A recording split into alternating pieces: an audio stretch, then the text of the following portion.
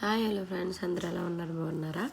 ఈరోజు అయితే నేను సియా సీడ్స్ పుడింగ్ చేస్తున్నాను ఫర్ వెయిట్ లాస్కి అనమాట.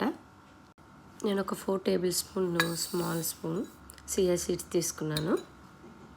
నేను ఇందులో మిల్క్ యాడ్ చేసుకుంటున్నాను. మీ ఇష్టం, కోకోనట్ మిల్క్ యాడ్ చేసుకోవచ్చు, నార్మల్ మిల్క్ యాడ్ చేసుకోవచ్చు, సోయా మిల్క్ యాడ్ చేసుకోవచ్చు. మీ ఇష్టం ప్రకారం యాడ్ చేసుకోండి.